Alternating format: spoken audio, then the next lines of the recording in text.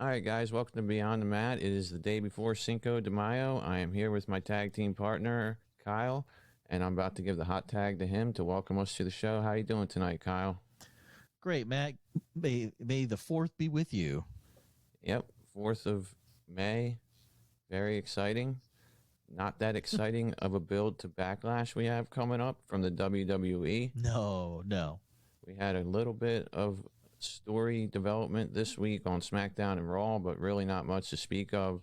We started out really with the Flair and Rousey story that's been going on for painfully too long. They've gotten Drew Gulak involved in this thing and had each woman beat the hell out of him twice. Now he's the guest timekeeper, which on SmackDown, when I saw that he was the guest timekeeper for the cage match, I just saw it coming, knowing that we had the main event of those matches for the Beat the Clock, knowing he was going to do something that pissed Charlotte Flair off.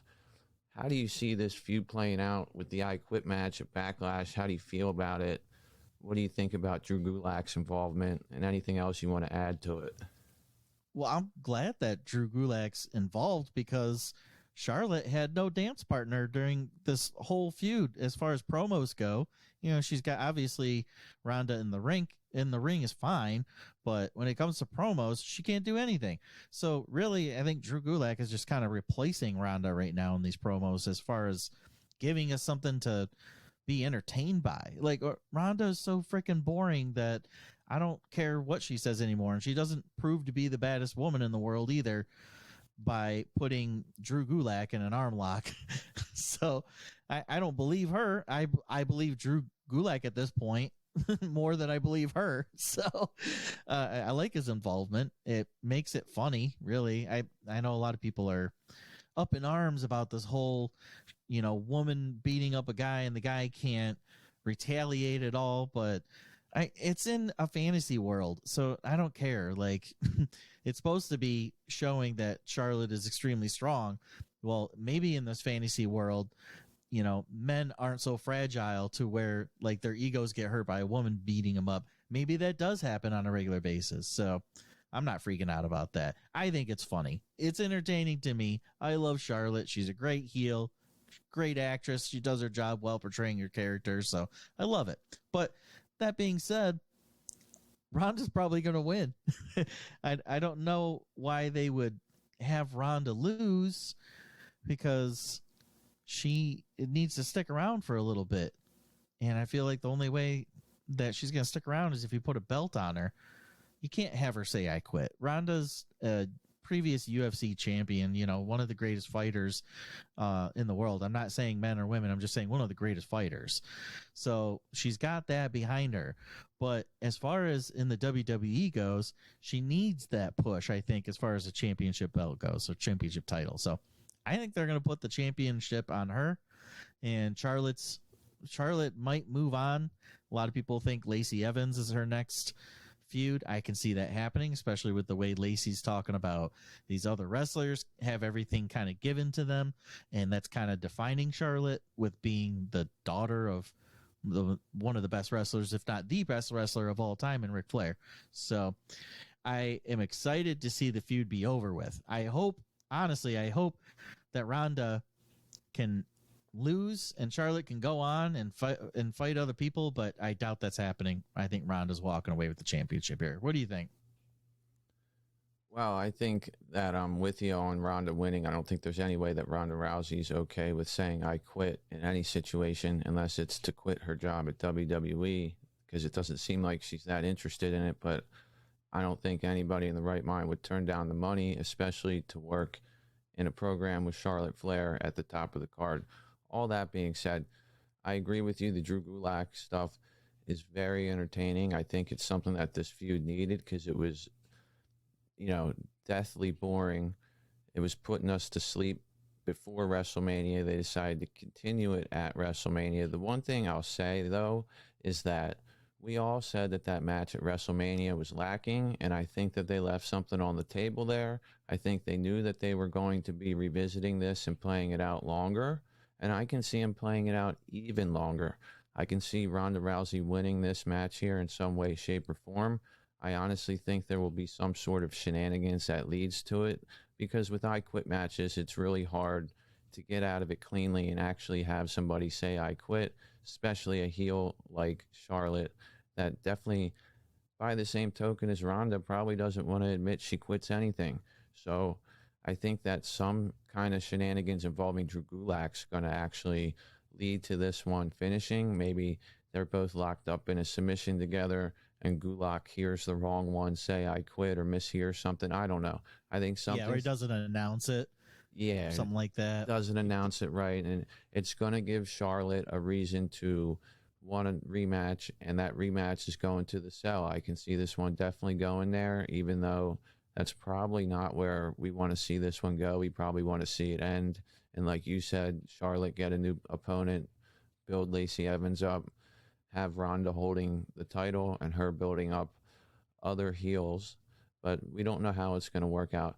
I'd also like to see Ronda turn heel because she naturally is anyway. But I think the overwhelming opinion here from everybody I talk to, everybody I hear, is that there's no way Ronda Rousey's taking the L here.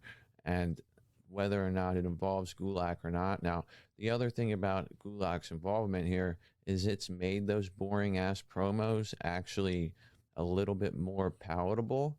It's provided a foil between the two ladies and given them somebody to put their hands on because they're not going to put their hands on each other, obviously. And they're so damn boring behind the mic actually talking that if they get Gulak involved and embarrass him, it actually brings some heat to it. But then again, if you think about it logically, they got Flair beating up Gulak, and then the next week Ronda's beating up Gulak. So initially I thought, we got some heel heat out of Flair beating up the interviewer. The next week we got Ronda beating up the intern. Then the next week does the same thing. and then the next week they both beat up the timekeeper. And now I do see him being a special guest referee. I think we may see that unfold on SmackDown.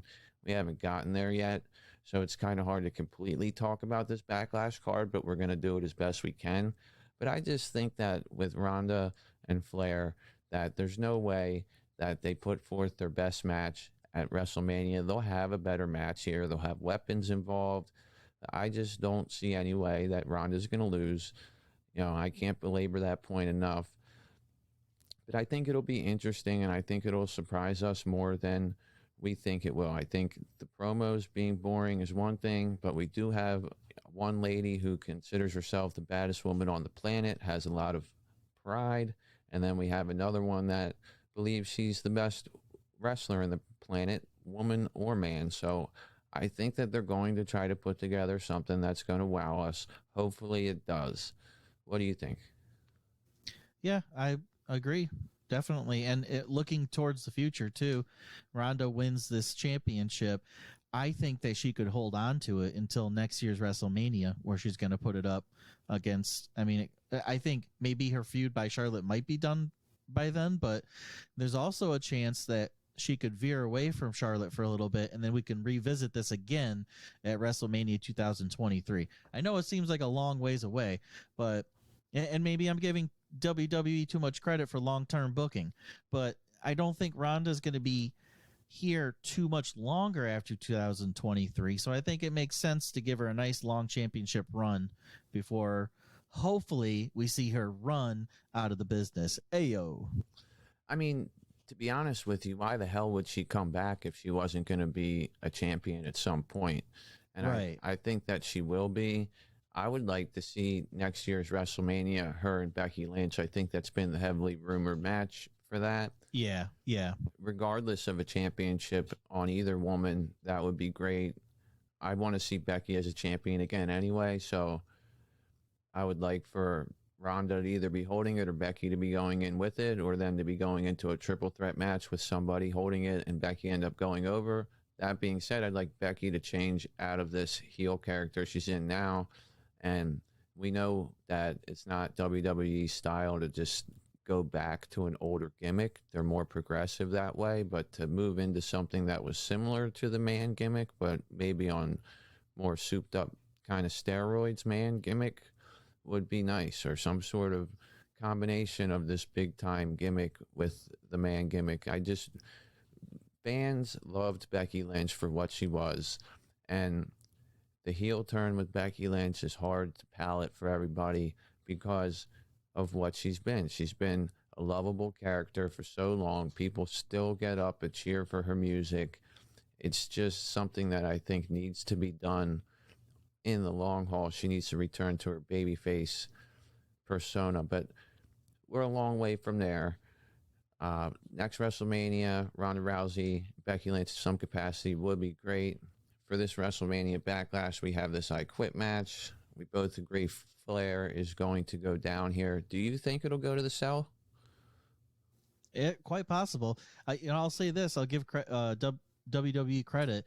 They have a good way of extending their feuds beyond WrestleMania into WrestleMania Backlash, which is obviously WrestleMania rematch for most of these matches.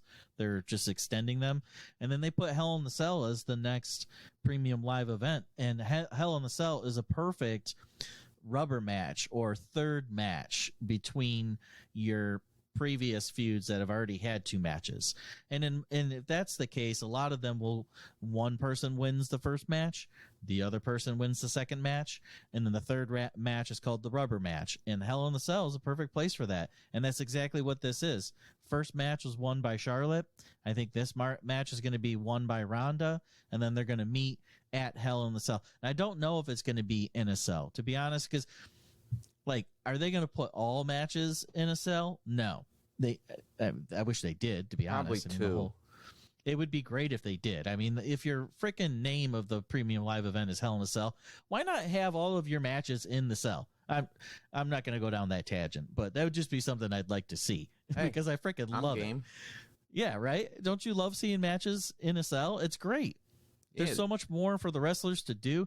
I'm just going to point out in that cage match with Drew and Sami Zayn that we just saw on SmackDown. It was a good match, and what I really liked about it is their usage of the cage. They were throwing each other into it all the time. They're climbing up it, and when you do that in Hell in a Cell too, you're locked in there. You can use that cell more to your advantage. It creates more opportunities. That being said, I can see a couple other matches being put in the cell too, like Seth freaking Rollins is freaking born in a cell. Like him and Edge, I feel like they're epitome of Hell in a Cell. So I feel like I could see him and Cody doing round 3 in the cell. You could see AJ and Edge, but I don't think that's going to happen. So there's other options that are out there that I'm just drawing a blank on right now. But yeah, I totally could see this match going to Hell in a Cell. Well, you got McIntyre Reigns that could end up going to the cell, and McIntyre has some terrible luck inside the cell. I don't think he's ever won a cell match. He loses his title every time he goes in there. So that's certainly a match that could see the cell. The reason I could see this match seeing the cell is you kind of need a long-term build to get to a Hell in a Cell match. And with this one, you got the letdown at WrestleMania. That was a standard match. Ended with a ref bump and some bullshit. Charlotte really did tap out. She wasn't fixing her boobs or whatever she wants to tell us. And then you move on to the I Quit match. Something's going to happen in this match where it incites Ronda or Charlotte, whoever the hell loses, to say, listen, I'll give you a rematch, but nobody's coming in and nobody's going out, and it's going to be in a cell. So I can see that happening with them here. I can also see it happening with a lot of different. I could see it happening with the Edge and AJ Styles if somebody else interferes in their match. Now we're getting too far down our rundown sheet here, so we'll start talking about some other stuff that happened this week. You got anything else on Rousey and Flair before we move on? No, that's all I have to say about Charlotte Flair and grab your papa and binky for Betty buys Ronda Rousey. All right. Yep. Take your melatonin, NyQuil, get a pillow. Obviously, you don't need the NyQuil or the melatonin, but the pillow comes in handy when Ronda Rousey's on TV. All right. So let's move on from Rousey and Flair. Talk about Madcap Moss and Happy Corbin. Got themselves into a little bit of a feud here. Corbin thinks he's responsible for all of Madcap's success. Madcap doesn't like that too much. He's also very, very, very proud of his Andre the Giant Memorial Trophy. that Corbin takes credit for getting. He's still telling the crappy jokes, is Madcap. He's still kind of maintaining the same character that he was, but he got a lot of babyface reaction when he attacked Corbin. They're rubbing him with Corbin here to try to release him as a babyface and see how he goes. Where do you see Madcap's future? But before that, where do you see this match going? You think it's going to be a long-term thing? You think they're going to end up just doing one and done here? How do you see it playing out here? Now, Corbin and McIntyre prior to this had that feud that we all hated on for God knows how long, and it was going on for God knows way too long. But the blow-off match at WrestleMania, I felt, was worth it. Do you think that Madcap and Corbin can give us a good match? And where do you see him going with this feud? Well, I feel like they have a lot of different directions they could go with this feud. I think the obvious direction is that we see a series of matches between these two. Or we see a match and then a series of backstage segments and then culminating another match at our next premium live event. I don't think this is the end of the story between these two guys. I think this might even be the beginning, where they're going to kind of go back and forth. There might be some other characters get involved, but what I'd like to see with this match is I would actually like to see Madcap Moss win and go through a character change and move on to somebody else. That is what I would like to see. What I am expecting to see is Happy Corbin's going to win, and he's going to give Madcap another beatdown just to build some more heat and give Madcap a little bit more of that babyface rub so the audience can like him even more and feel sorry for him. And then they're going to continue this feud on beyond that. But I really don't have much to say about this except for I think it's going to be decent. I don't think it's going to be great. I think Happy Corbin is a great worker, and I think Madcap Moss is coming along, and he's really fast in the ring. He's very good at doing the action spots. You can get around the ropes really quick, but I haven't seen him really work a full match where there's lots of great psychology involved. So I'm hoping to see Madcap develop a little bit more psychology. I know Happy's got that down. Happy Corbin is great at in-ring psychology. He's one of the best out there in the business. So hopefully this is going to really help Madcap move on. I just don't think Madcap's going to win, though. I think Corbin's going to win this one, and then this feud's going to go on a little bit longer. Yeah, Madcap Moss losing this one is definitely something I see happening as well. Vince McMahon, if you look in the history of Corbin's career, usually puts Corbin over in the first match of a feud that involves a series of matches. So I see Corbin going over here. He is the more experienced one. It makes more sense for him to win this match. I really hope that they give it enough time. That's the one thing about this card I will say that I don't have an issue with, is if it is, in fact, just 6 matches, then it's going to give plenty of time to everybody on the card to get something in. We're probably not going to see anything get cut or get shortened. We have an Edge match in there that's probably going to go long. Also a Cody Rhodes and Seth match that's going to go probably a little bit long. So I just don't want to see this go 4 minutes just like all Madcap's TV matches, and then we get nothing to go on with. I want to see him at least get over a little bit as a babyface. Then we'll see Corbin probably put him down with his end of days. But at the end of the day, this has to go somewhere with Madcap. He's probably going to be working with Corbin here for the better part of the beginning of the summer. And then maybe by the draft time, he can get drafted into a position where he's going after the U.S. title or something if it's still being held by a heel, or the IC title if it eventually changes hands out of Ricochet, which I actually think they do. I think that's what their plan right now with Gunther is. But let's not get too far there. As far as this feud goes, I don't have much more to say either. I think it's nice to see Madcap Moss be a babyface instead of telling these terrible jokes and having these terrible happy time segments with Happy Corbin every week. That being said, I don't think it's time for him to start beating somebody who's an established top heel in the company right now. And did you know that Corbin introduced a draft pick for the Kansas City Chiefs at the NFL draft? Yeah, there was a few WWE superstars there announcing people. The Miz was there. I think he did Cleveland Browns announcement. I can't remember the rest. But yeah, for sure, you got to get that star power involved with the NFL.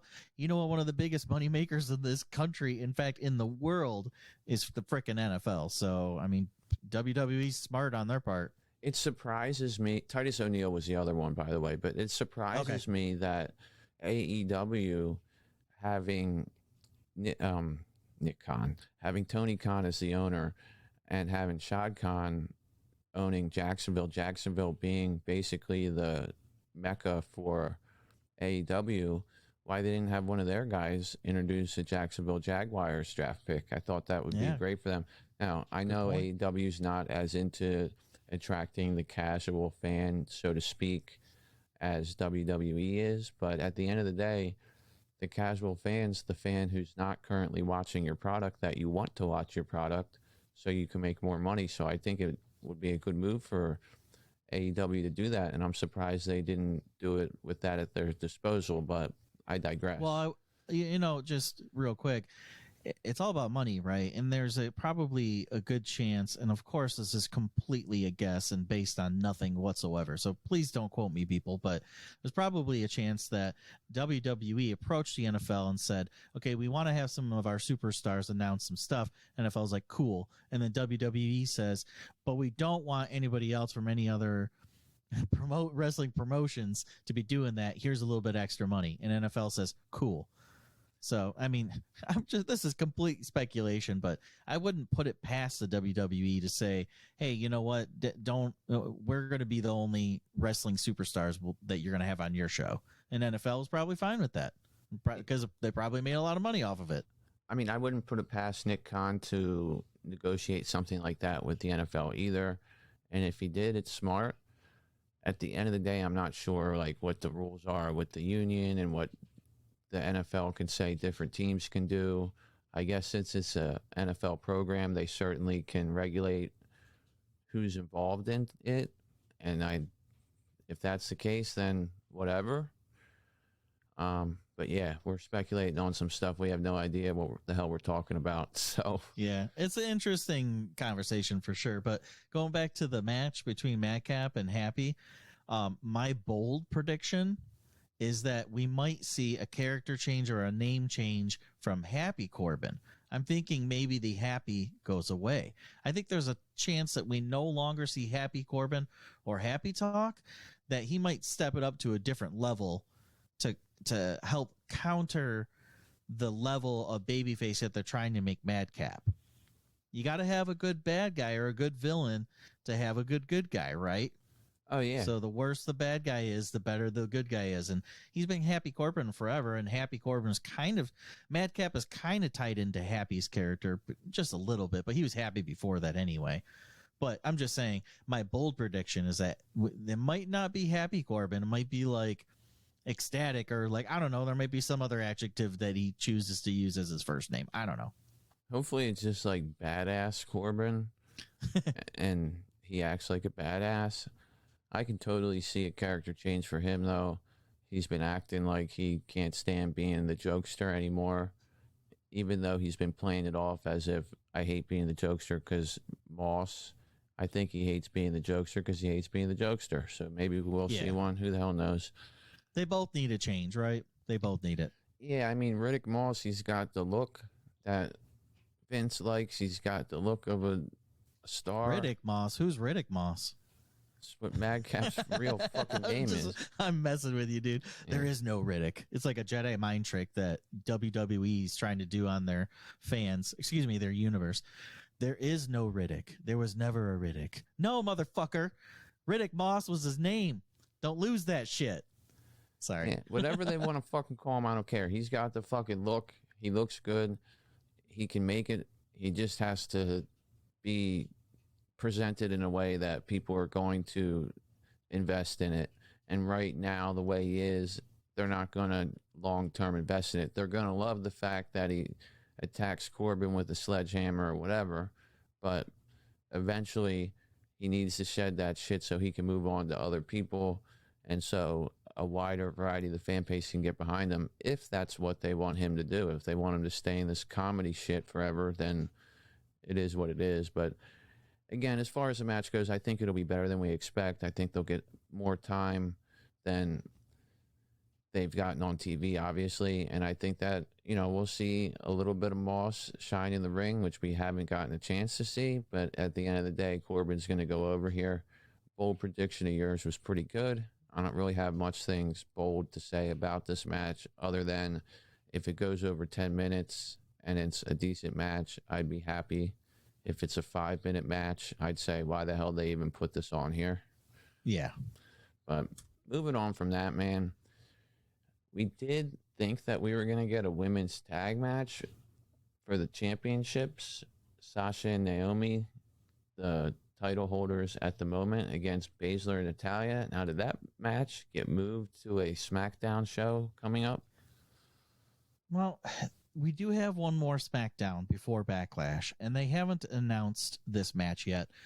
But I feel like on SmackDown we're gonna have a little bit more of a build with a story with these two tag teams, and it's going to get announced. I think there's going to be some small development between them. Maybe they'll even have a match that ends in what's the word, schmaz, and they say, okay, well, we're going to have this match officially now on Backlash, and it's going to be for the let me get this right.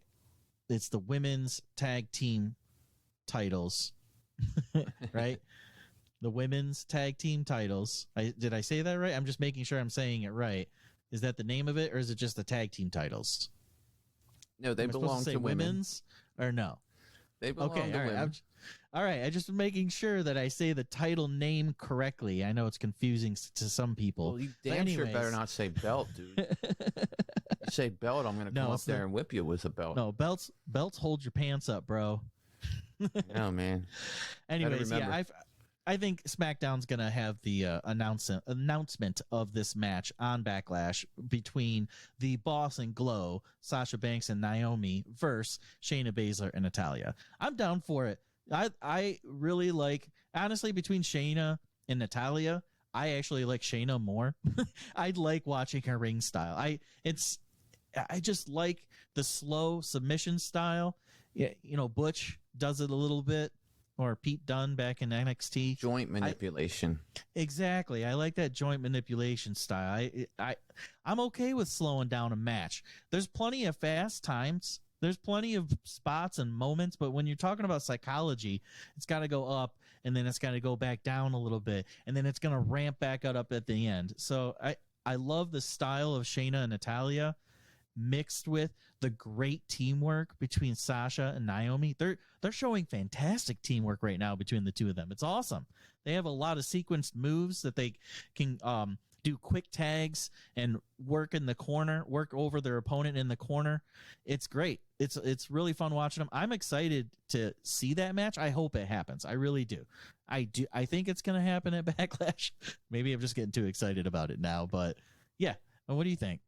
Well, I thought that it was originally said that it was going to be at Backlash, and then that was why we were getting the Naomi Baszler match that we got last SmackDown.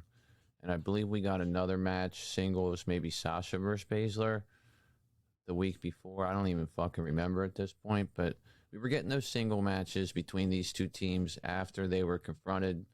And then, you know, I totally agree with you, by the way, on the clash of styles here. Perfect. You got two cruisers and Naomi and Sasha, who do a lot of high flying stuff and a lot of quick rebound attacks and things like that, versus somebody like Natalya, who's a very good technician, and then Baszler is just a bruiser in there. So that team versus those two teams working together, I think, is a great combination and can come up with a great match, much better than having Morgan and Ripley in there. I think that was not a good idea, but they had to do something.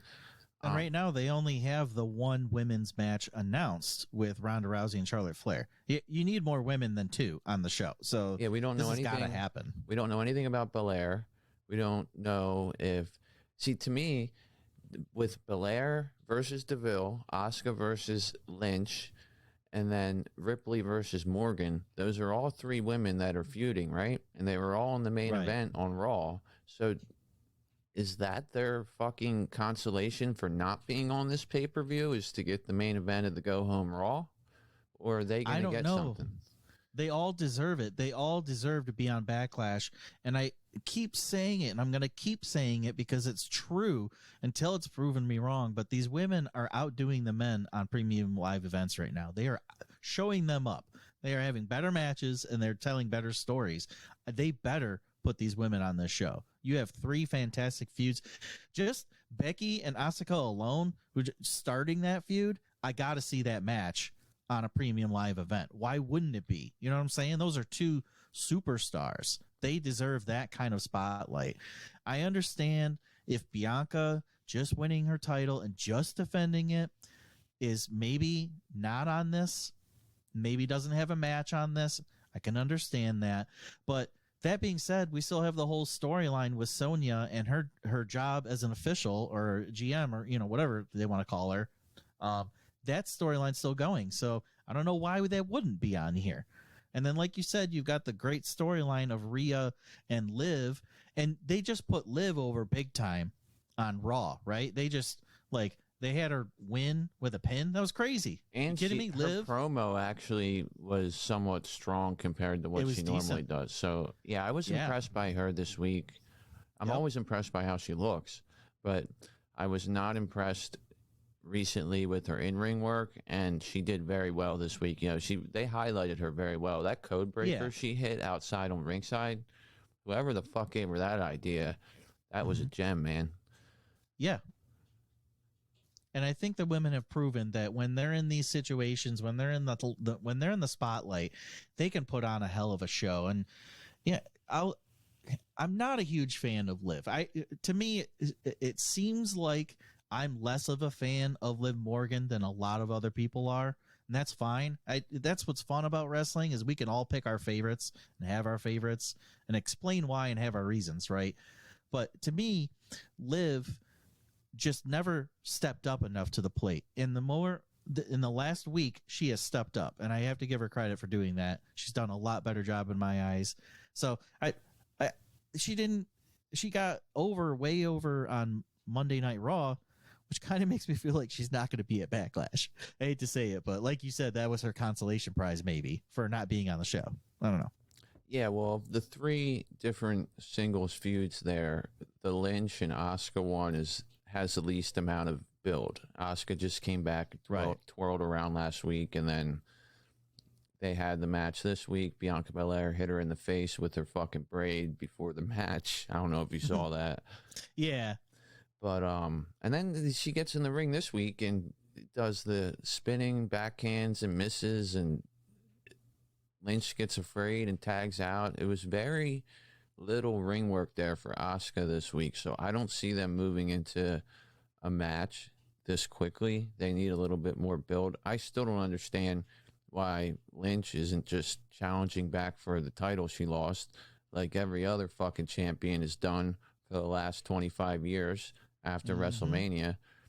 But we also have Belair and Sonya, and that's the one that I can see having a match at Backlash. We did hear Pierce say the higher ups are going to be watching your match as a competitor and blah, blah, blah, blah, blah, blah, blah.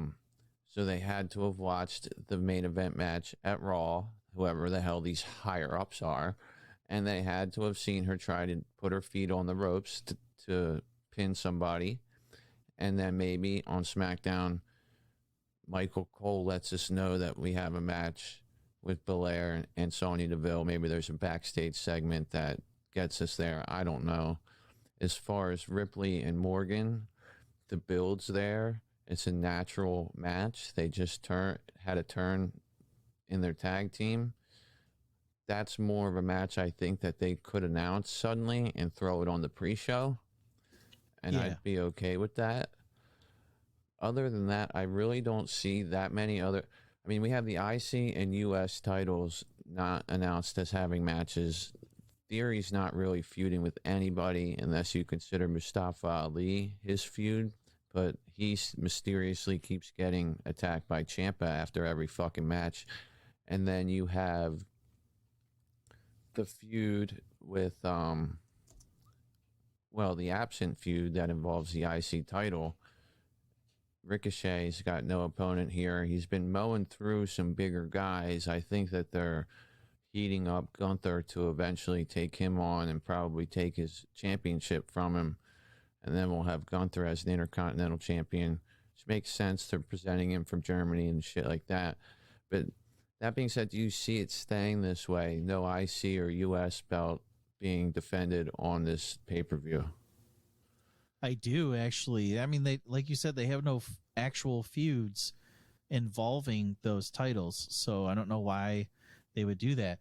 They had a chance at WrestleMania to put them both on there because they had a little bit of a feud going with both of the title owners involved.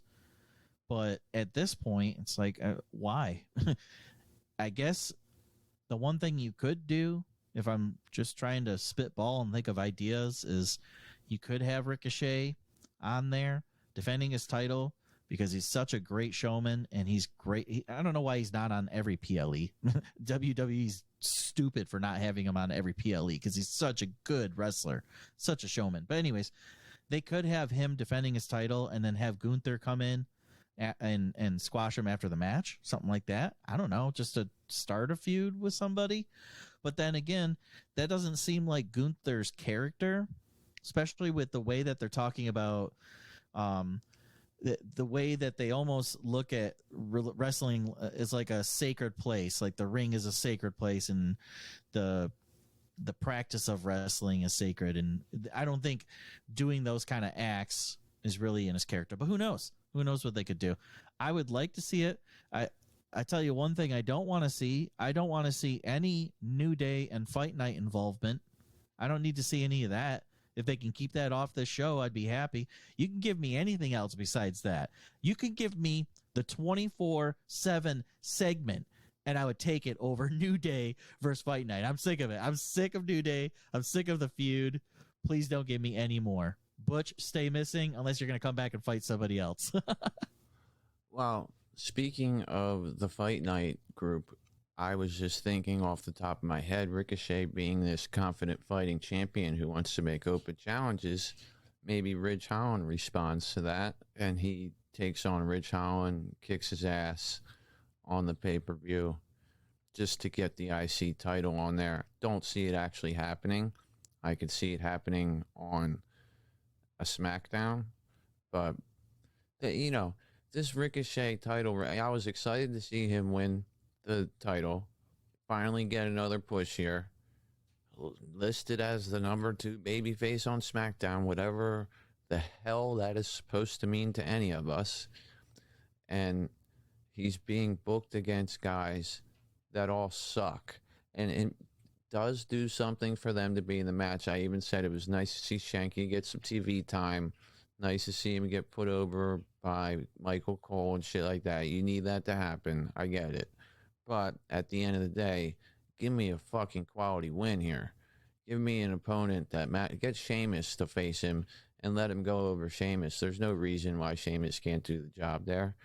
Now, like I said, long term, I think Gunther is going to be the one to tank it, so he could easily beat somebody, and then I don't think Gunther's ready for it now. I've seen Gunther at house shows, though, and what you were saying about his fighting style is spot on. He was fighting against Mansoor. Mansoor had a great match. Gunther had a great match. 17 minutes. I loved it. Gunther did not look like a giant that just works squash matches. He looked like a fucking professional wrestler, and he was not interested in going ringside anytime Mansoor went out there. He stood in the ring and was waiting for him to come back. You know, whenever Mansoor did like top rope moves and stuff like that, Gunther put a stop to it or took the move because it was a house show. But Gunther's style was very business in the ring. You know what I mean? Yeah, and for sure. When it was his turn at that show to sort of put his offense in, you could tell that he's just not a guy that's going to run in. he's going to earn his stuff because he can. He's believable to earn it. They don't need to position him as somebody who cheats to win or anything like that. He can just beat somebody's ass and not say anything. So you don't become a general by cheating your way there. You become a general by working your way up through the ranks. I think that's how he's going to do his business. He's going to do things. He's a heel, of course. At least that's how they're presenting him. But he's going to do things the legit, honest way and work his way up. Yeah. So speaking of heels that are big and ridiculous looking, how about Omos and Lashley? How do you feel about that feud? Oh, man. Thank God MVP's involved, or else I wouldn't care. So you got Bobby Lashley wins the match at WrestleMania clean, right? He just wins a wrestling match. He almost got killed too. Let's not forget that. Oh, Omos, I'm not forgetting that smack on the back of his head. I'll never forget that. That was scary stuff, to be honest. So why the fuck are they even having these two mix it up again?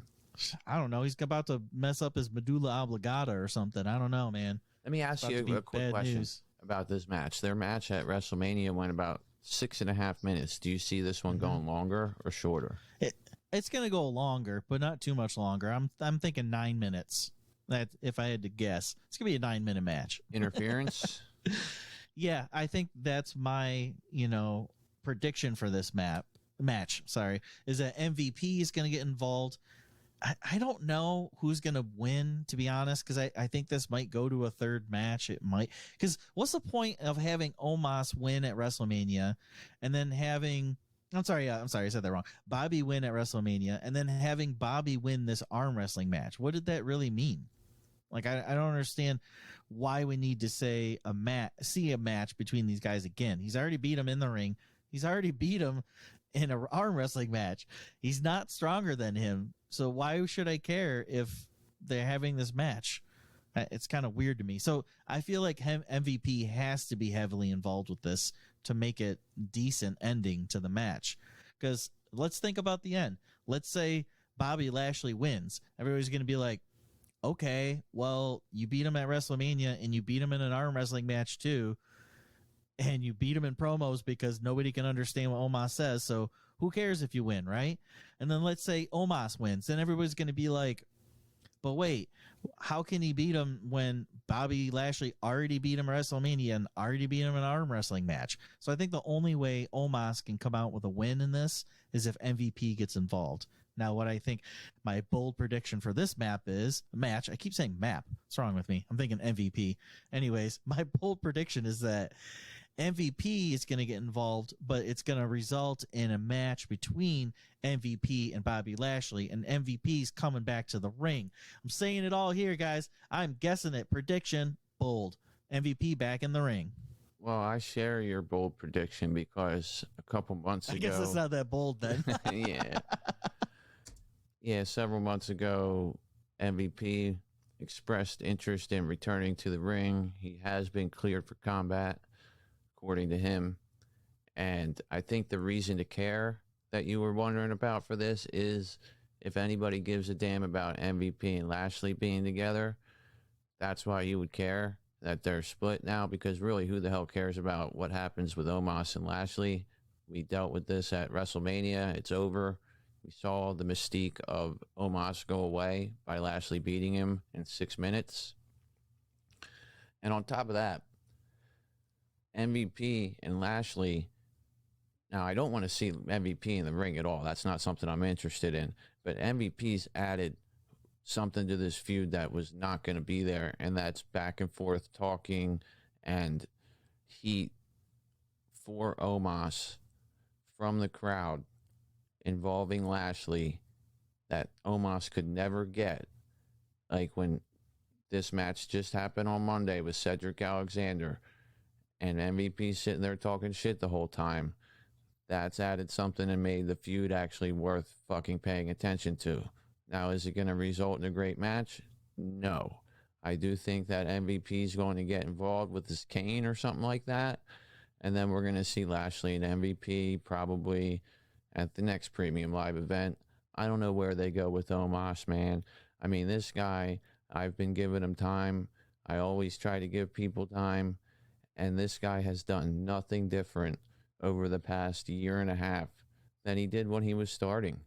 I mean, nothing. I mean, I have seen and heard of some live event matches where he's worked a little bit more than 5 minutes, more than just a quick squash. But I see no in-ring improvement from him and no point in doing this, because once Lashley gets done with this, he being their top babyface, we saw his big-ass intro they did on Monday Night Raw, having him on a damn pedestal.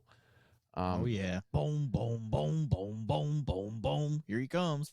That's right. And he just is somebody who does not need to be messing with Omos unless he's going to beat him and then move on to something that carries more weight. And hopefully that's what happens. There's not much more to say here. I hope the match is safe. I hope it's done well. Maybe we'll see some progression from Omos. I think they've done a good job of keeping them away from each other and building heat with the MVP shit without them being physical. Ultimately, that's what you want a story to do for a match. So I can give them credit there where it's due. But other than that, there's a million things I'd rather see on this card than these two clowns mixing it up. So I gave my prediction. I think that Omos is going to win by some sort of distraction or interference, and that eventually this is going to lead to a Lashley and MVP feud. I think we're about done with that one. What do you think? Yeah, I think, honestly, it doesn't even matter who wins this match. I think the important thing, like you said, is MVP's involvement. It could go either way. I mean, Bobby could win, and then MVP could still get involved afterwards. But I think it's also interesting that we saw Cedric Alexander with them and no Shelton Benjamin. So I don't know if the two of them are splitting up and there's not going to be any more Hurt Business. But I mean, there might be a possibility too of Shelton Benjamin getting involved with this, or Cedric Alexander. I don't know.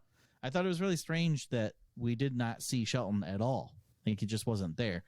It could mean two things. It could mean that we might not see Shelton again on our televisions. He could be cut soon. There's a possibility. I just hope that's not the truth. Or maybe they're saving him to get involved with this segment. Yeah, I don't know. We'll have to see. That's a possibility, man. I don't know. I mean, they could go a lot of different ways, like you said. I just think overall they need to move Bobby on to something else. And this is something to build Bobby up and make him stronger. I don't see how much stronger he can get than being an undefeated man at WrestleMania. But I don't know if it's a way to,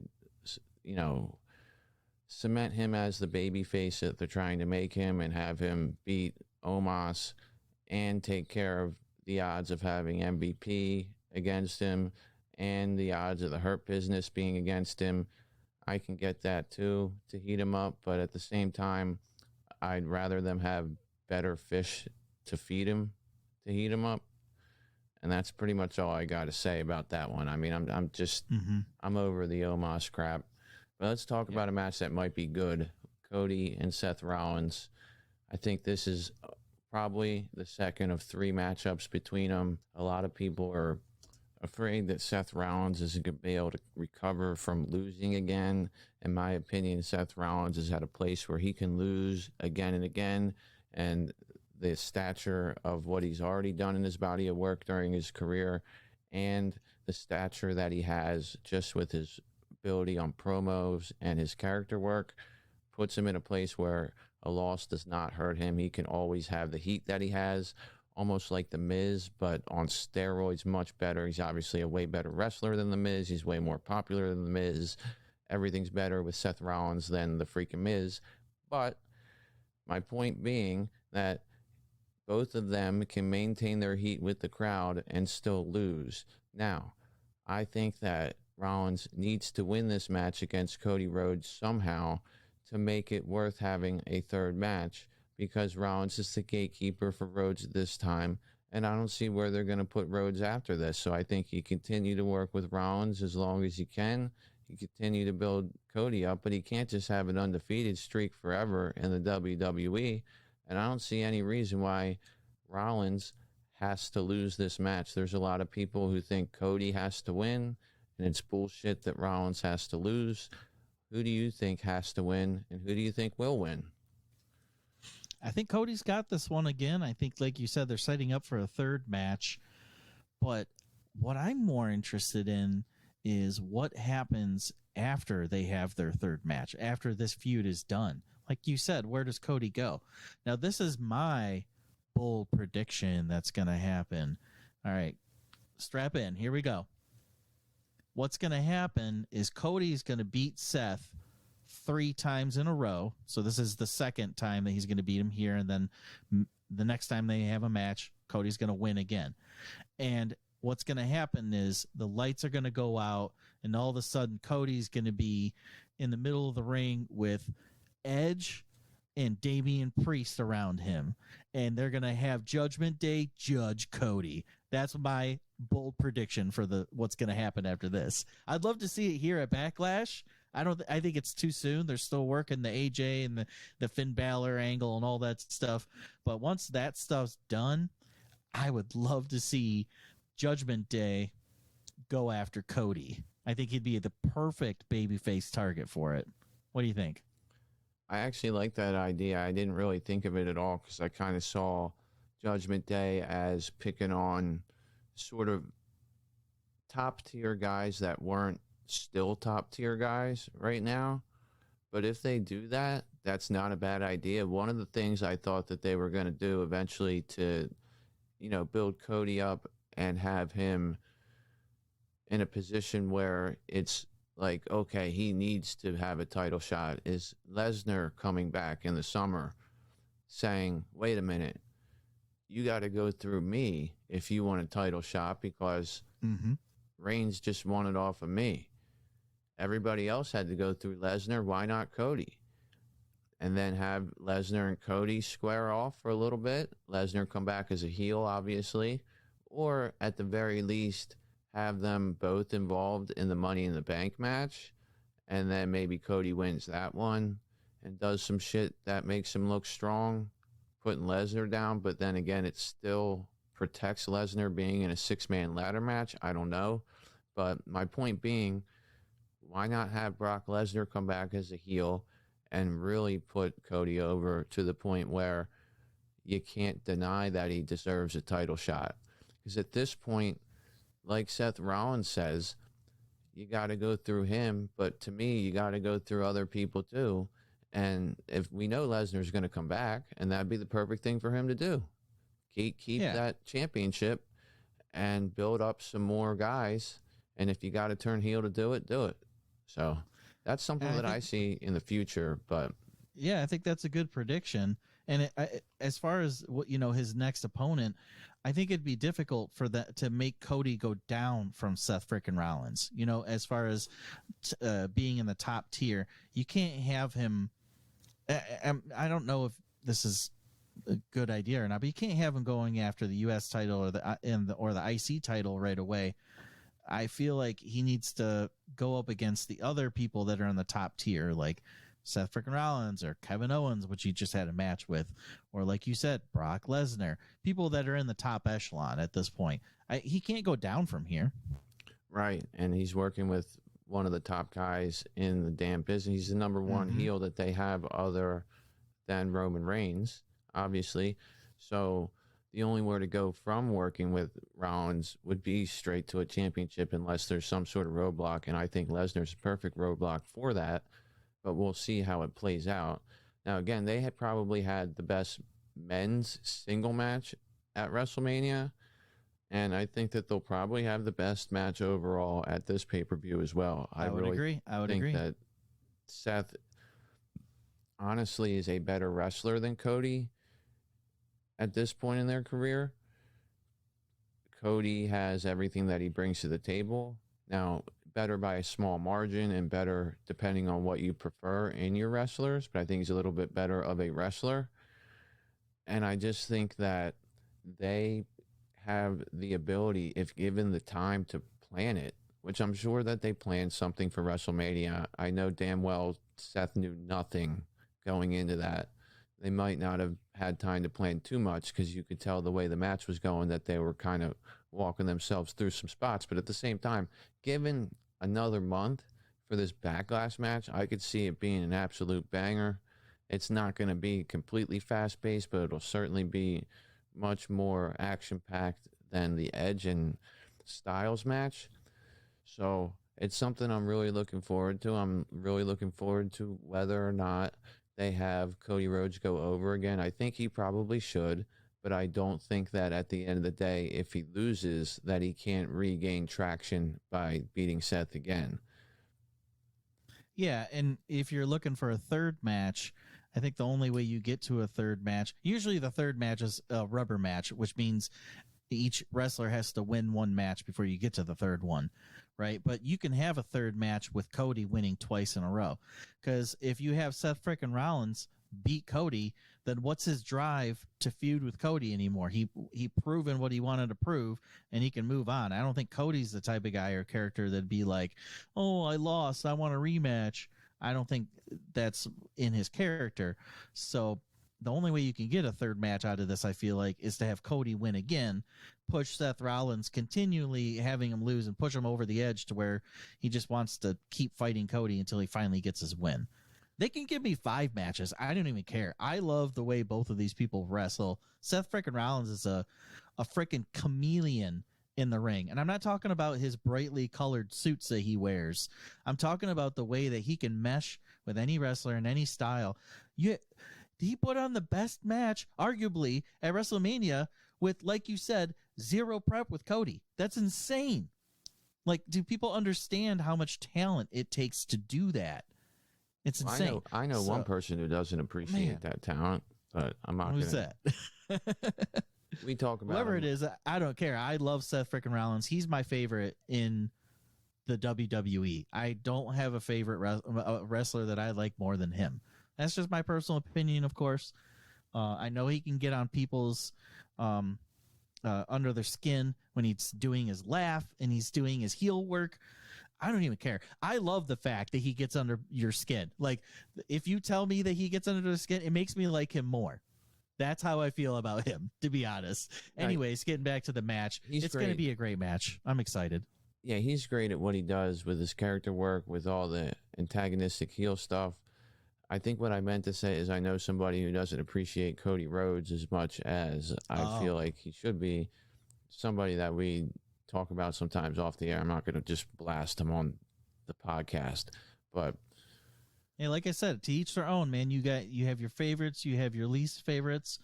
To be honest, I'm liking Cody more now that he's been bringing his AEW character over to WWE. I like that character more, to be honest. I do. Yeah, I think he's been good. I think that match has promise. I think the way they've been presenting him has been great. I thought that it was a nice change of pace this past Raw to not have him open, but to have him in a significant segment with Seth. I think that their story's been good. Everything's going to be lined up good here. I really don't have a problem with it. I think this may be the best match, as I said, but it's going to be... These two can have a chance to put on a match of the year candidate. Whether it's the WrestleMania match, probably not match of the year. This match could be, if they want to. So could be. I'm not going to put that expectation on them, but they could have a match of the year candidate here between the two of these guys. So let's go. All right. And I got one quick question, and I only want a quick answer. Does KO get involved? No. Okay. I got one quick question. Does Seth hit the curb stomp? Ooh, that's a good one. Oh, man. No, I think the curb stomp is going to be in match number 3. I think that's what he's going to win with. That's a super finisher. I can't remember the last time he used it to actually win a match. Can he go for it and Cody hit a Cody cutter on him? Kind of like... they're good enough wrestlers that, that's 100% possible for sure. But he's got to get it off to win the match. That's what I feel like is going to end this feud, is going to be that curb stomp of his. Yeah, I don't think he's hitting the curb stomp. It's a well-protected finisher for him. He understands he needs to protect his finisher, so he may tease it and miss it a couple times. Who the hell knows, man? I don't think KO will get involved in this, though. I don't think interference is something they want to do with this match. I can see a situation where Seth kind of cheats to win, though, and Cody wants a rematch if we're going to talk about a third match. It's possible, yeah. But yeah, the only reason why I'm sort of sitting here thinking maybe Seth's going to go over is because on Monday Night Raw, Seth ended up getting left laying. I mean, not left laying. He got the Cody cutter delivered to him, and he rolled out of the ring. So going home, we had the babyface stand tall. And a lot of times when that happens, we have the heel going over at the live event. So that's true, yeah. Who the hell knows? They haven't actually been very consistent with their go-home math. There's been times where we're like, hey, wait a minute. It looks like this team's going to win because they've been taking the L every fucking time, and then they take the L at the pay-per-view. So who knows? But yeah, my predictions are horribly wrong. I always expect too much, and then you should probably expect little, and you might get the predictions right. Yeah, I think when you're trying to predict matches and stuff, the most important thing is to factor in the storyline that it has, if it has one, and what effect a win or a loss would have on the character within that storyline. That's why at WrestleMania, there was no way I thought Edge was going to lose. He was trying to cement his new heel turn, his new character, his new faction, his Judgment Day rip-off name of a pay-per-view faction. So that's why I thought he was going to win at WrestleMania. I thought there was no way that Cody was coming in and losing at WrestleMania because it was important to establish him there. Now here, it's important to continue to establish him as a top guy. So I think that Seth will do the job for him, but the go-home math doesn't add up. Other than that, I don't have much more to say about the match itself. The feud's been great. The match we know is going to be great. I'm not going to hold up the expectation of it being match of the year, because if I do, I'll end up being disappointed because I'll have high expectations. I try to keep them low and my gratitude high. But do you have anything else to say about these two? No, that about wraps it up. All right. So we can move on now. Styles and Edge.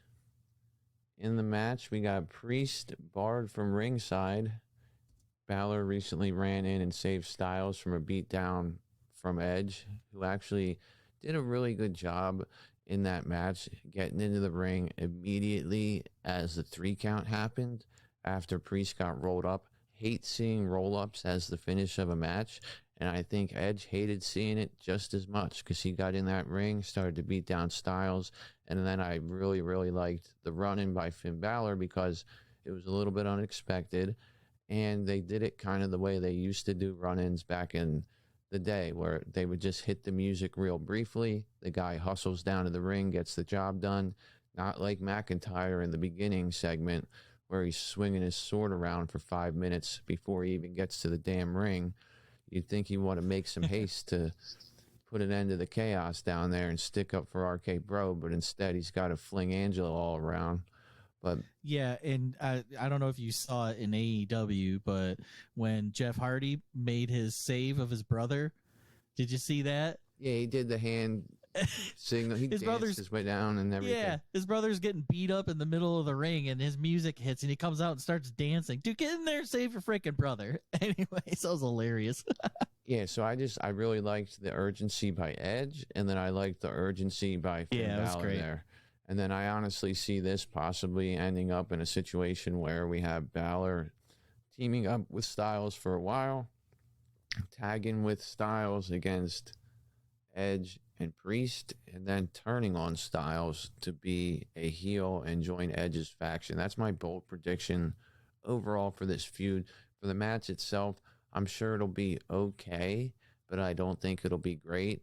I felt like at WrestleMania, they under-delivered. Everybody was saying it's going to be the match of the weekend, and it ended up being a match that felt like it went entirely too much long and also had a very shitty finish with Priest standing there and distracting AJ Styles. Not going to happen this time, at least from Priest, but somebody else could come down and be a distraction, such as Ripley or Ciampa, if they are, in fact, eventually joining this faction, as they were rumored before. Those rumors have kind of cooled down. Maybe that's not going to happen. And to be honest with you, what's Rhea Ripley going to do in this faction? Is Edge going to let her sit in the chair?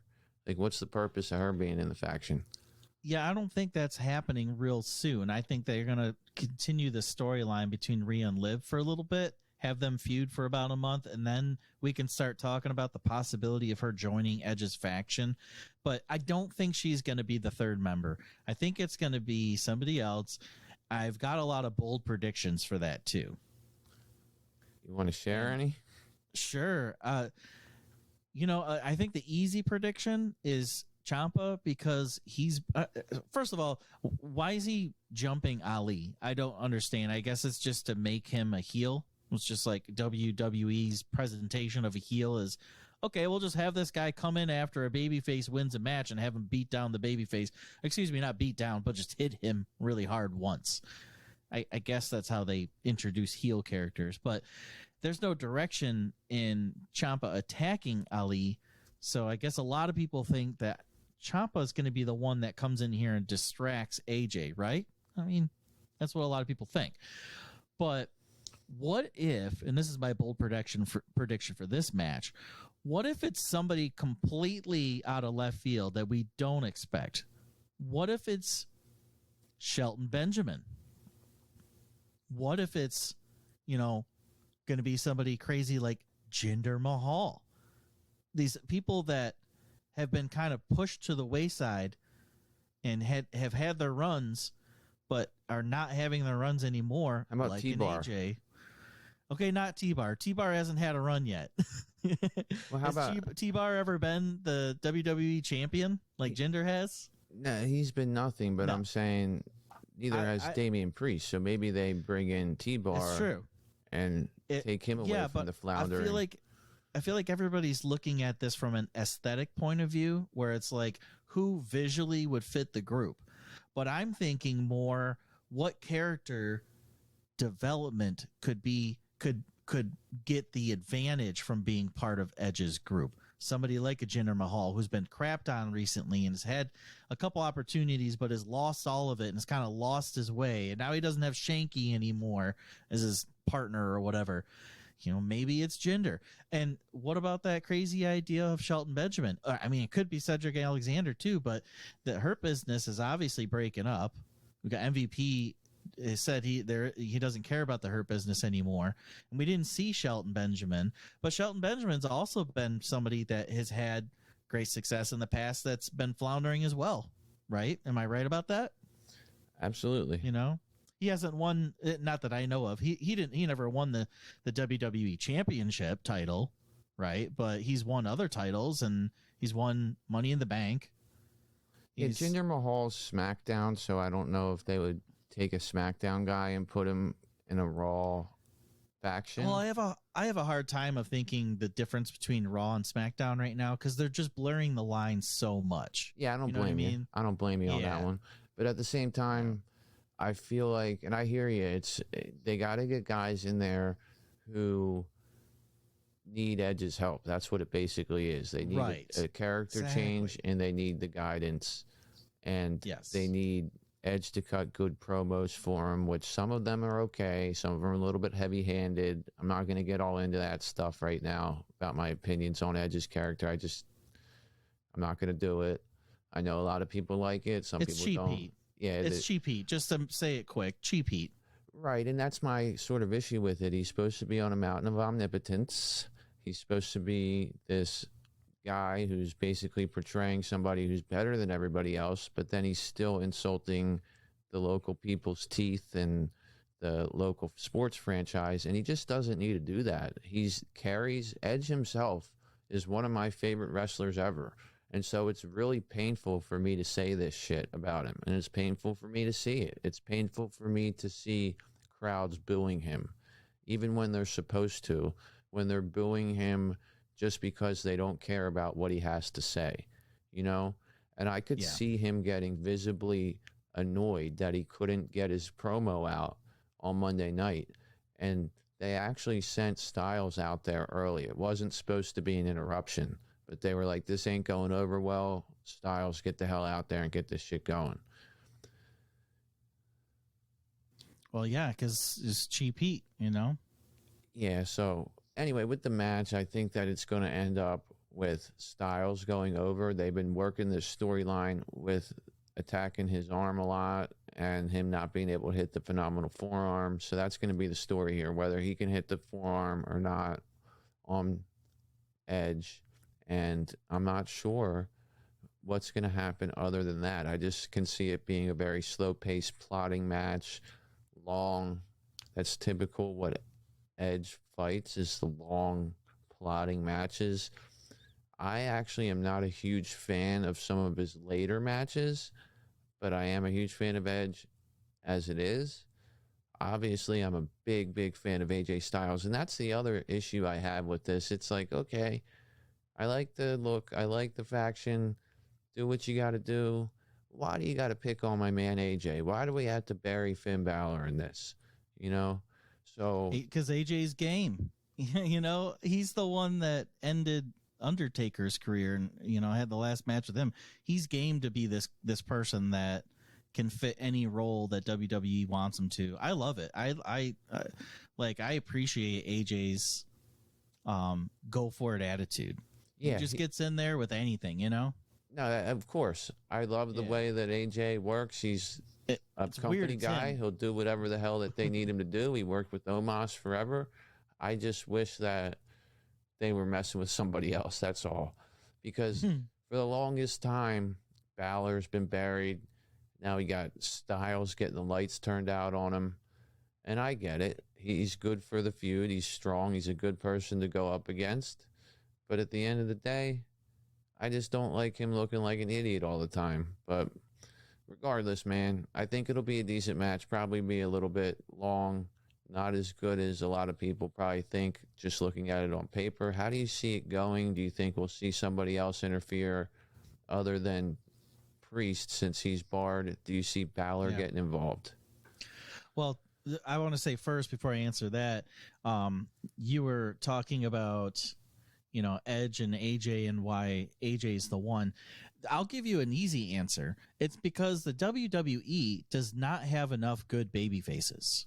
That's the easy answer. You know, how many people can Edge be a heel up against? Not many.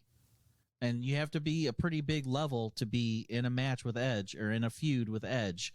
And they don't have many baby faces that are of that level. We always have this conversation. Who's going to take on Roman Reigns? Who's going to take down Roman Reigns?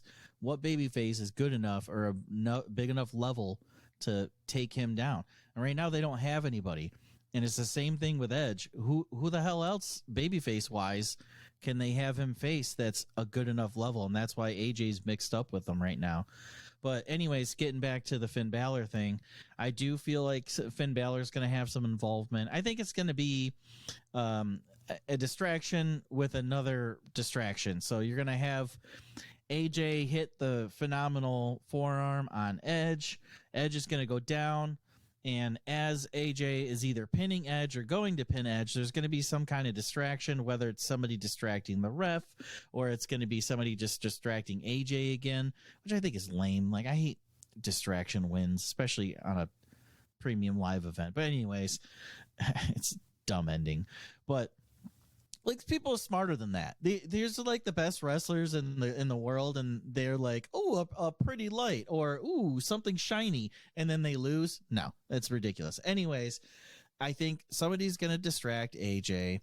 Edge is gonna get the win, and then Edge, and then after Edge wins, that's gonna give Damian Priest the ability to come down because the match is over. So Damian Priest maybe Damian will be in the audience or something. He'll be hiding, and he's going to come in. He's going to beat the crap out of AJ. And then you're going to have Finn Balor come in and rescue AJ again. But then you're going to have the third person, the third new member, come in and fight off Finn Balor and AJ. And that's how they're going to introduce the third person. So that's how I think the end of that match is going to wrap up. Not a bad prediction, man. I think that something's definitely going to happen as far as distraction. It's not just going to be the two of them out there. I think AJ's going to go over in this one, and the feud's going to continue so that they can have Balor and AJ go against Priest and Edge. Now, the reason I'm sort of skeptical about Balor's long-term commitment to an alliance with AJ Styles is that Vince has stated that he feels like a lot of his characters are miscast, and that's why we're seeing all these turns and all these different things. I mean, Jesus Christ. On Monday, thank God, Dewdrop came into the back and said to Nikki ASH, "Are you done messing around with this bullshit?"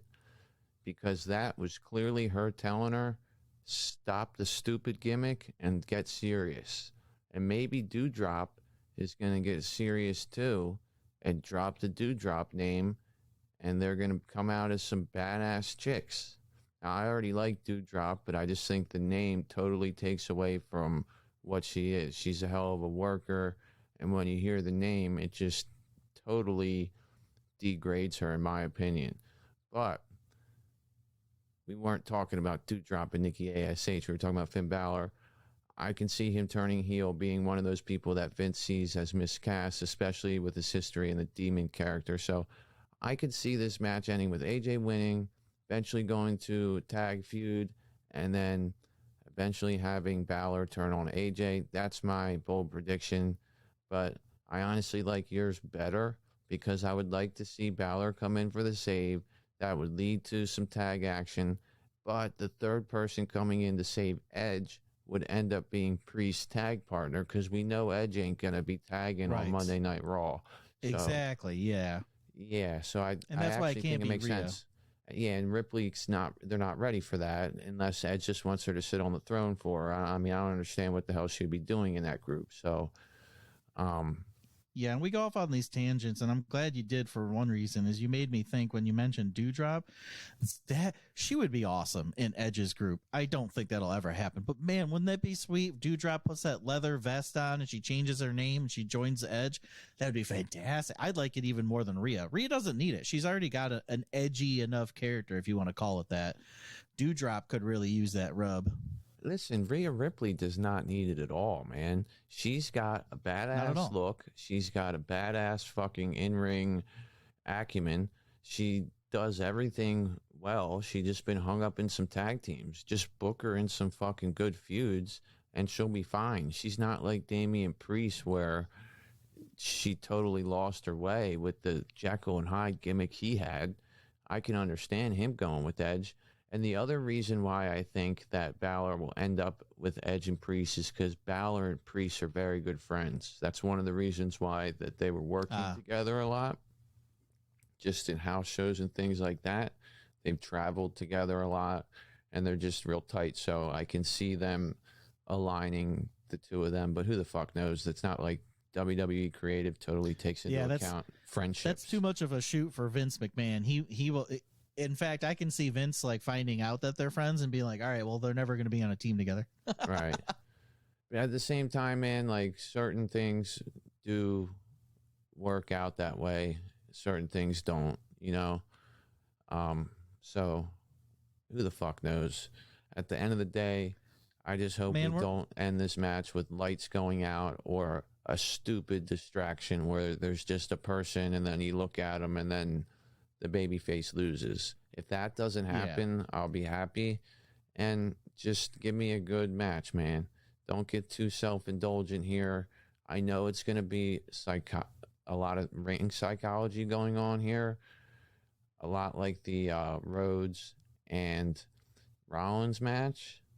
But I think that with Rhodes and Rollins, you're dealing with two guys who are a little bit more in their prime.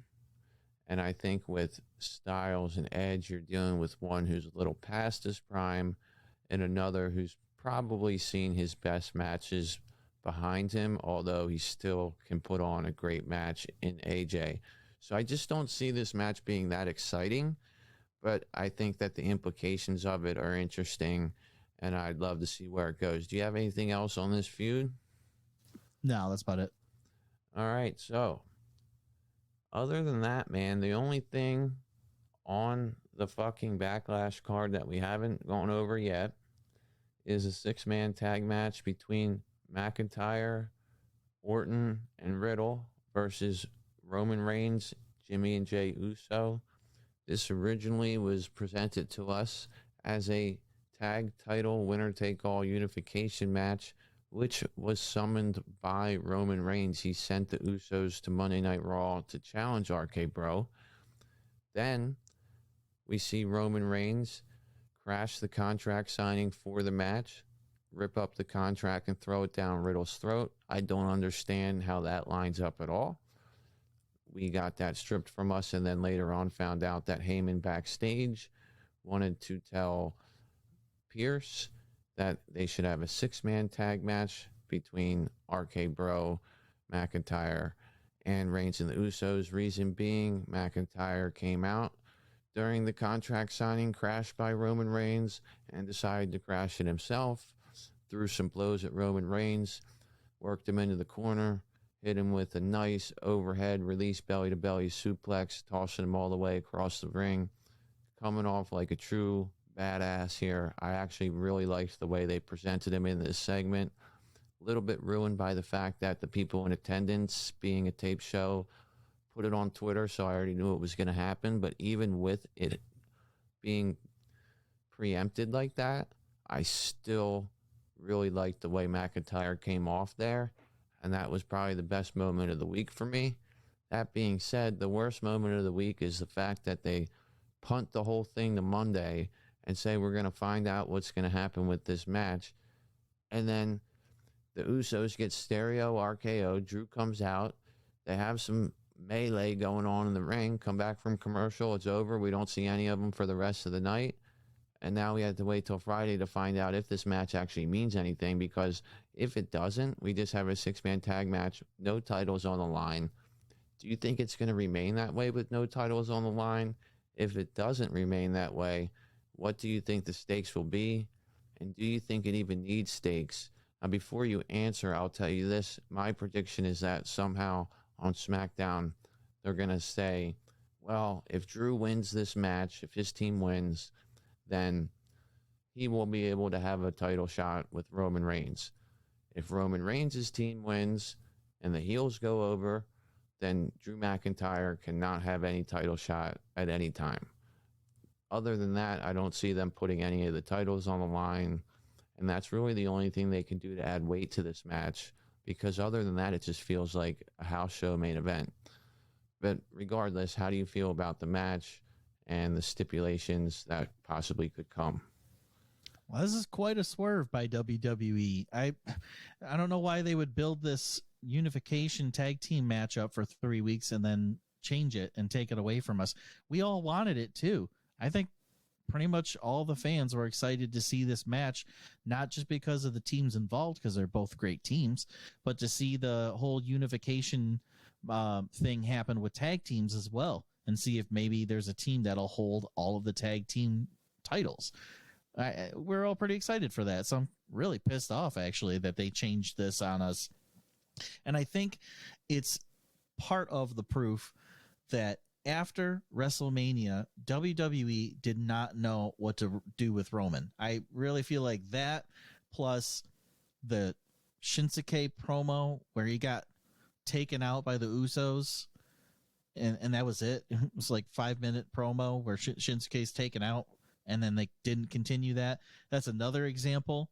I think that there's been a lack of Roman on television, which is another example of WWE did not know what to do with Roman's character after WrestleMania.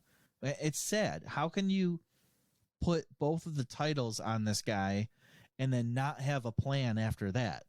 You should have so many plans that you can't pick one, that there's just so many good options that, oh man, we're going to have to narrow this down to one plan and go with that. No, it seems like they have 0 plans and they're just making it up as they go. And that's why I feel like they just did this swerve where now it's a 6-man tag team match and they took away the unification title match. It's really poor effort by WWE, in my opinion. I guess you're right that there's a possibility that they put some other stipulation on it. You know, coming up here in SmackDown, they say, you know, oh, like you said, you know, one person wins this match is going to grant you this or that. I just don't have enough faith in WWE doing that. I don't see that happening. I think, and you know why? You know why I feel that way? I'll give you the perfect example. What happened at WrestleMania in the biggest WrestleMania match ever? We saw a 9-minute match that everybody was expecting to be a 20-minute banger, to be one of the biggest matches ever, and it wasn't. They built it up one way, and it would completely let us down. And I have the same sinking feeling about this 6-man tag team match. I'm not excited, to be honest. I'm really not excited about it. I'm hoping that the match is entertaining, of course, but I'm hoping that after the match, we get a little bit more storyline build with these characters, and we'll see where they go as far as the feud goes. I really would like to have seen Roman start feuding with Randy, and I thought that was the whole reason why they got this involvement with the Usos, is I thought it was going to bleed into a feud between Roman and Randy, because Randy's a great babyface right now in the company, and I know he doesn't need a championship. I would never think that Randy would win the championship titles off of Roman, but it'd still be a good feud to see, and everybody would be down for it. So that's where I thought they were going, and now they're involving Drew. And that's also confusing to me because I thought Drew was going to be held off until later, but now they're getting him involved right now, which means they're going to have a payoff match between Drew and Roman soon, right? Within a month or two. They can't make it go that long. And if they do, it's going to be really annoying. So I'm not excited. I hate to say that I'm not excited about a 6-man tag team match between RK Bro and Drew McIntyre and the Usos and Roman Reigns, but it's the truth. I'm not excited about it. Well, who do you think's going to win it at least? So the way I think it's going to finish, and this is, again, with my crazy predictions that I never get right, but my prediction is going to be that RK Bro is going to be they're about to win, and Roman's going to have to get involved to save the Usos' asses, and the Usos are going to win through some kind of shady heelish thing that Roman does. Maybe it's even Paul Heyman, because you know how great Paul Heyman is about nonchalantly throwing title belts in the middle of a ring. So there might be a segment or a spot that we see with that. And the Usos are going to win. Now, originally, I thought the Usos were taking all of the tag team titles with them, but at this point, they're not. So I had to change my prediction. So my original prediction was Usos are going to win and win all the titles. But now that there's no titles on the line, I think that RK Bro is going to win. And then I think that, well, I should say RK Bro and Drew McIntyre are going to win. And I think Paul Heyman's going to do something that's going to have Roman Reigns or the Usos beat down Drew McIntyre and Randy and Riddle after this, just to get more of that heat and build up for a feud between Drew and Roman. Other than that, like, I mean, I don't know how you predict a winner in a 6-man tag team match, because there's no build with all 6 men involved except for the last week. Well, so how do you predict it? Well, just as a shot in the dark, you're saying that you believe the baby faces are going to win and then get attacked out. So who do you see making the pin? Who do you see taking the pin? We'll have Randy. I think it's actually going to be Randy with a pin on one of the Usos. Doesn't matter which one, Jay or Jimmy. Okay. That's going to be the win. I think it's going to be McIntyre pinning Jimmy, but who the hell cares what we think is going to at the end of the day? Yeah, who cares? I mean, at the end of the day, we got bamboozled here. I mean, I don't know what the fuck the problem is with the tag unification. If it ended up being a network thing, if it ended up being a thing, like I mentioned before, WWE got cold feet on Jimmy Uso because of stuff that came out in the news. I don't think that's what it is. I'm just throwing shit at the wall. I also throw out the possibilities. Yeah, there's just, and maybe it was a thing where they just got cold feet internally, you know? But I just wish that there was some more consistency and some storyline reason. I get that it's hard to probably put that out there, but then don't fucking give us a fucking tease of a unification match that we all want to see. Everybody in the whole damn fan base loves RK Bro, and everybody loves the Usos, and if they don't, they know that they're the best tag team on SmackDown. So the match was there, like this had never been done before. This was a big deal, and maybe they want to save that big deal for another show, like one of the stadium shows, just like they're trying to save Drew and Roman's one-on-one match for one of the bigger shows. I definitely think the baby faces are going to go over here. I do think there will be a stipulation put in place for it. I don't know what it'll be. It would make sense for it to be the title shot situation I described earlier, but who the fuck knows? I think that at the end of the day, the baby faces go over anytime they do against the bloodline's going to attack him at the end. So that's a good call by you. And then eventually we're going to have Reigns and McIntyre in the Hell in the Cell, maybe even in another match after that during the summer. Maybe they'll headline Money in the Bank so somebody else can win Money in the Bank and then face him at some... I don't know what the hell they're going to do, but I just think that McIntyre's going to win this one because they're trying to heat him up and make him look legit. And quite frankly, as much as I love Sami Zayn and as great as his character work is, having that 3 or 4 week feud of Zayn being scared of him did not do Drew any favors in making him look stronger. It just made Zayn look like a pussy, to be quite honest with you. I mean, yeah, McIntyre's a specimen. He's a sick son of a bitch. He looks like he's going to kick somebody's ass. He's the kind of guy that I like to see as one of the top guys. I was really happy to see him come out there and present himself the way he did. I saw him at the house show a week or so ago, working 35 minutes with Roman. So the injury shit about Roman is also bullshit. If they're not putting him in a fucking tag match here just to protect him. He's been working with Drew one-on-one for 35 minutes a night, going ringside and taking all of Drew's offense as they do at house shows. So there's no way that he's actually injured or something like that. This has something to do with something in WWE that we're going to find out about later, but we can't do anything about it now. Hopefully we get something on SmackDown that changes it. I've said a million times, babyfaces will go over. I don't know how. I think Drew pins Jimmy, but as far as Randy Orton and Roman Reigns go, I don't think they're going to do anything with that until they do eventually have the tag unification, if it does happen. And then RK Bro will lose to the Usos by virtue of Roman getting involved, and Orton will say, fuck this, I'm going after you. And then that's what will happen there. But other than that, man, I'm disappointed that we're getting a fucking dark match, house show, fucking main event, 6-man tag match. I've seen these two teams, same two groups, be the dark match at SmackDown, be the dark match for Raw, be the main event at house shows so many times since the draft. I don't understand why they would do this and make it whatever match. I mean, I don't know if this is supposed to be the main event, but regardless, it shouldn't even be on the damn show. Well, it better be good then with all that practice. Yeah, I mean, I think it'll be a great match, man. I mean, we see the typical RK Bro formula, and that's honestly gone a little bit stale. And that's another reason why maybe they did this match. They were like, listen, you know what? We put RK Bro and Usos there. It's going to be such a fucking predictable match as far as what happens, not necessarily the finish, but like the body of the match is going to be Riddle getting the shit kicked out of him the whole time.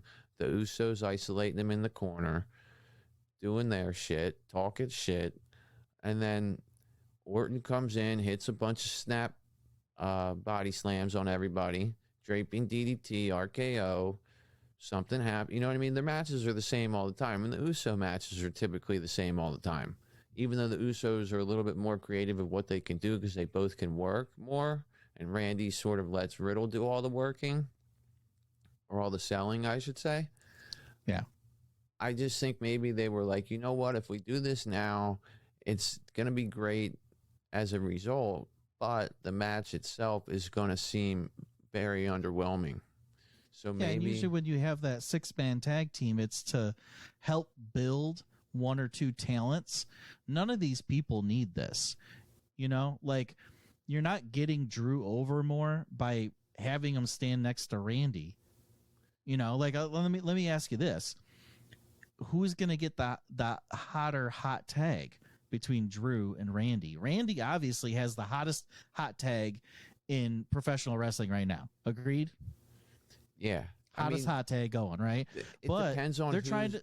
in the ring. They're trying to build Drew, and technically Drew is supposed to be bigger in this sense. So who's going to get the hotter tag between the two of them? I don't know. It's going to be interesting. I think they build the match to be a little bit different and not have Riddle in there getting his ass kicked the whole time. You have Orton in there a little bit more, and then Drew can get a hot tag eventually to take on Roman, who receives one at the same time. But I can also see Drew being more of the guy dominating the match most of the time, and then eventually dominating the Usos. Yeah, just kicking the shit out of them, throwing them all over the ring. And Roman doesn't usually tag into these 6-man matches till the end. So I'm sure he'll get some action in the beginning and then get out. But I don't know, man.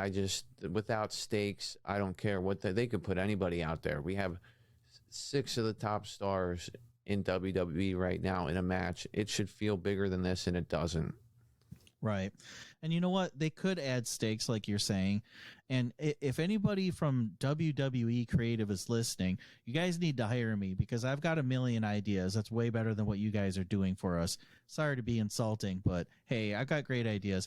You know what would be a really cool idea for this match? This would be a great stipulation. What if they throw the stipulation of whoever pins Roman Reigns gets a chance at his title? Okay, so then you have, obviously, the baby faces are all going to be trying to pin Roman for the win. That's going to create a lot of psychology and a lot of weird spots in the match itself. And you could even have this psychology of the 3 baby faces kind of fighting against each other to get that pin. Not that you have to turn any of them heel from this, but you know what? It's okay to have a little bit of tweener action. It's okay to have baby faces feud against each other. It's okay to have heels feud against each other. And you know what? That'd be an awesome stipulation to Roman come out and say, all right, you know what, Randy and Riddle, you guys lost your chance at the unification tag team match, but I tell you what, if any of the 3 of you guys can pin me in this match, then I'll give you a chance at my titles. Wouldn't that be a sweet stipulation? WWE, hire me now. Yeah, I mean, anything other than what they're doing now would be a large improvement. I just think that the one thing about what you just said is that how is Roman going to be the guy in the ring? What if he never tags in? That's the tricky part. That's where you have the heels like guarding Roman. You have the Usos basically the bodyguards, you know. But then Drew gets his hot tag, comes in there and takes him out and drags. Dude, I can think of this shit all day, okay? He takes Jimmy by the hand and he drags him over to Roman's corner and he frickin' makes Jimmy tag Roman somehow. And then Roman's now the tagged in person and they got to duke it out. And then you know, you have Roman go down, but then you have somebody like Riddle or Randy who wants that chance, and they jump in and they stop the pin. And now you have this whole new storyline that you've built in one freaking spot in a match. So I know my ideas are way off of what WWE is going to do. My predictions are always crazy because I want them to go as creative as they possibly can. Throw everything at the wall when you're doing this stuff. If you're going to give me a 6-man tag team and you're going to build for 3 weeks a tag team unification match and then take it away for this 6-man tag team, then you better give me something to replace it. That's all I'm saying. Give me some kind of sweet, interesting stipulation to give this match some dynamics. Yeah, I mean, that's what they need is a stipulation, man. With Roman, I just don't see them pinning Roman. I think that's the whole purpose of him being in a 6-man match. They don't want to pin him right now after him just having the unified title match victory. So I see them pinning somebody else. But the whole even idea, with a stipulation like that, you don't have to have him pinned. That's what I'm saying. It's like, oh, you mean if his team loses? No, that's what I'm saying is like they could try to pin Roman, but it couldn't happen. And so they end up pinning one of the Usos instead. Yeah, I just feel like they got to get McIntyre and Reigns in a feud moving along here. And the way to do that is have McIntyre go over and stake a claim that he has some kind of title shot now that he defeated this team. And it makes more sense to have one of the Usos take the fall. But honestly, the match could go either way. I really don't have a good feel for it at all. Mm-hmm. So yeah, when they throw a curveball a week before the match, then obviously what are we supposed to predict? well, it's been since WrestleMania. We got Roman Reigns, Unified Champion, hyped to be on Raw, punts it to SmackDown. Okay, all week hyped to be on SmackDown. Acknowledge me, punt to Raw. All weekend he's gonna be on Raw. Then punt to SmackDown. I mean, the networks must be loving this shit because they just getting all this advertising for fucking Roman Reigns to be on their shows, and he doesn't have to do shit. And that's what I'm saying. That's one of the examples of why I think WWE didn't know what to do with them. You know, they're just making this up as they go. They're like, well, we're going to have them on each show. What do we do? I don't know. Put them out there and tell them, say, we'll see you on SmackDown. Yeah. They don't know what they're doing.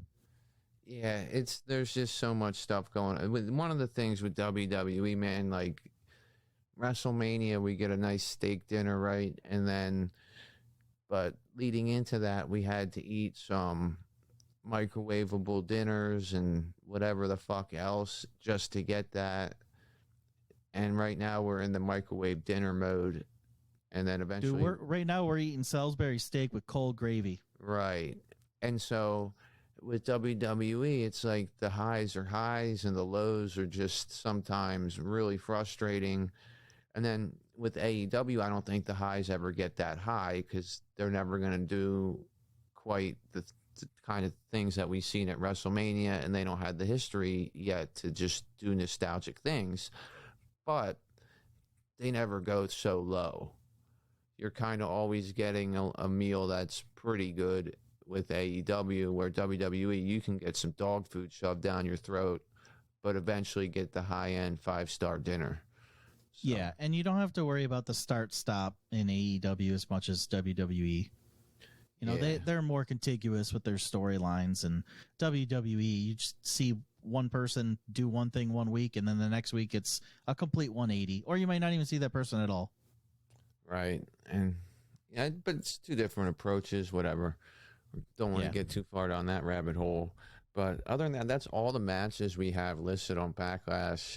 Is there anything else you see getting added to the card, or anything else that happened on this week's SmackDown and Raw that you wanted to touch on?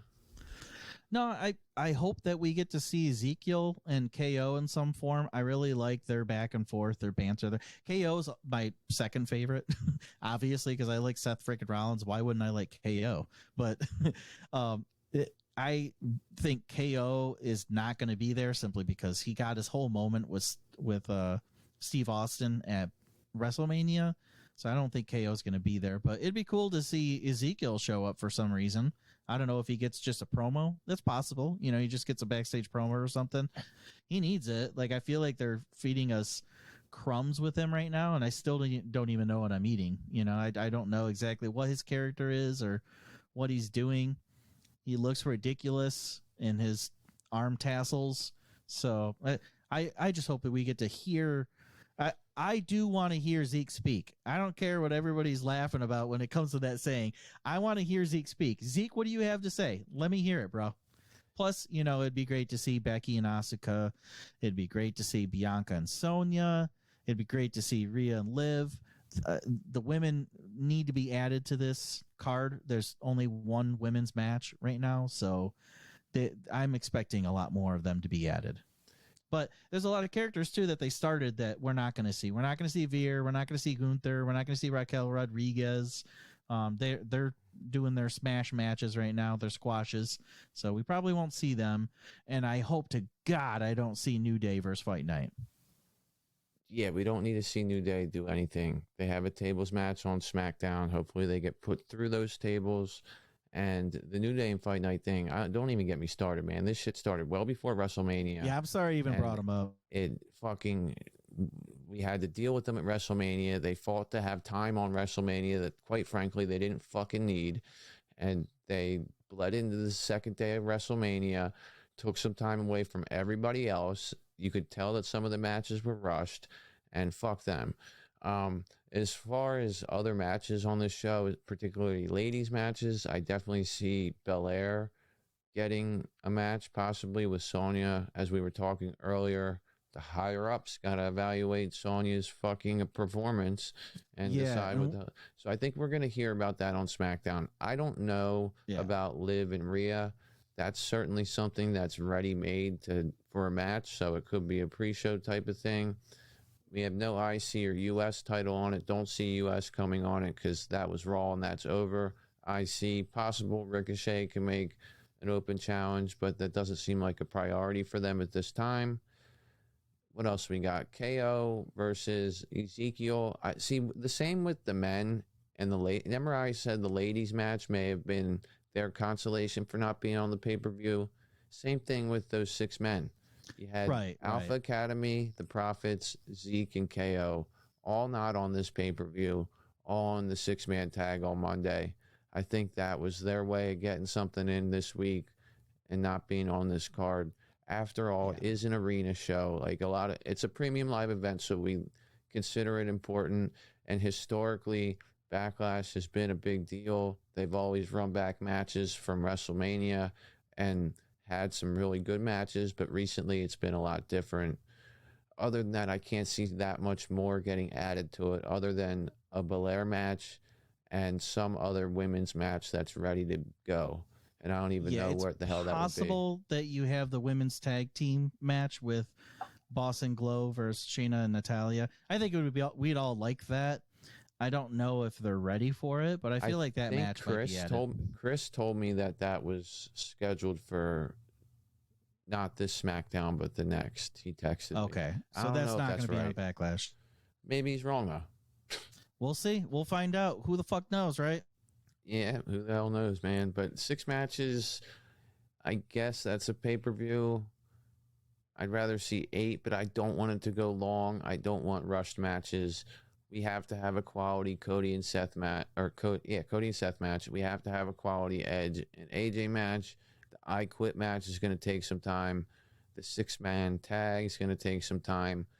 They're not going to give much time to Moss and Corbin, so hopefully they make the most of it.